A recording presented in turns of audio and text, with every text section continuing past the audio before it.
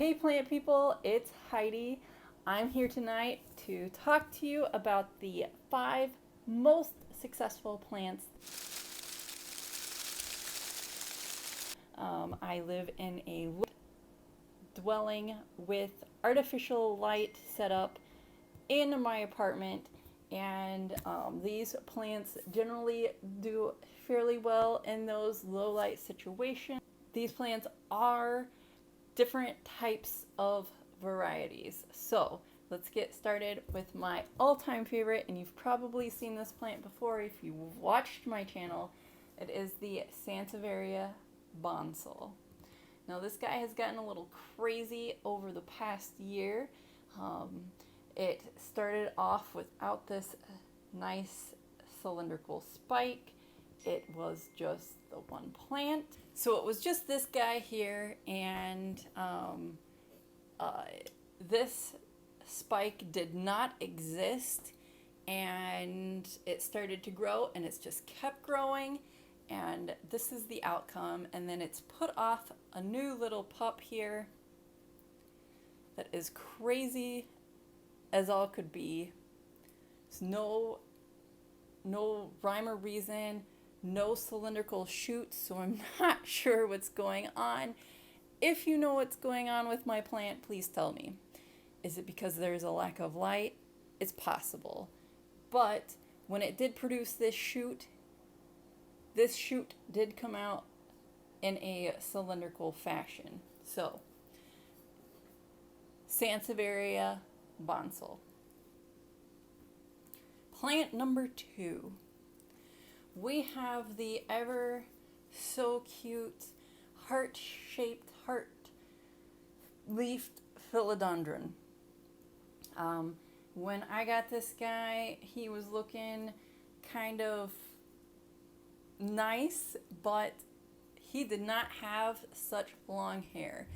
I heard that this guy grows a lot quicker than any pothos, and I would have to say that's absolutely true. I'm so glad that I did get this. It's put off some nice shoots for me. It's grown way faster than any pothos plant that I own, and it does pretty well in medium light. So, heart-shaped Philodendron. Look for one in your local greenhouse. These also come in lemon lime. So, anyway,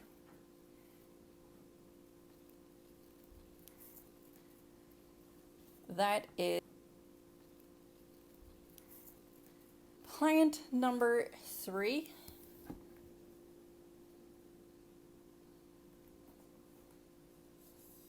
Is the ZZ plant. The ZZ plant is very spectacular. Check out those tubular type bases. That is really what has attracted me to this plant. When I first got this was pretty short, and I've only had it for approximately 4 months, and it's done really, really well. ZZ plants are notorious for surviving in low light situations. I would say this gets more than a little bit of low light though, just because of I do have a grow light on it. So anyway, if you're interested in a fast growing plant that grows tall and doesn't vine, check out your ZZ plant. Plant number 4, we have the Euphorbia African milk tree. I've had this plant for like a year. It's coming up on 2 years actually. It's put off a fair amount of growth, probably a couple of inches. I received it as a Christmas gift from my mom's boyfriend. It does fairly well in highlight situations. So, if you have a high light apartment or windowsill, put this guy in there and it's just gonna keep growing taller and taller and put off new shoots. I can't wait for this guy to branch out. Now, generally, I think the higher the light that this receives, the redder the leaves will turn. Mine is kept in not such high light area, so that's why there's so much green growth on it. Also, it's a very highly toxic plant, so keep that in mind. Not good for children. Also, there's thorns on it, so take a look at those thorns. All right, and then my last plant number 5 that I would recommend getting, and I was very anti getting this plant, and you know, it's like the gift that just keeps on giving. And I say that because these things are hardy, they can be colorful. This is a Thanksgiving cactus. It puts off pink blooms.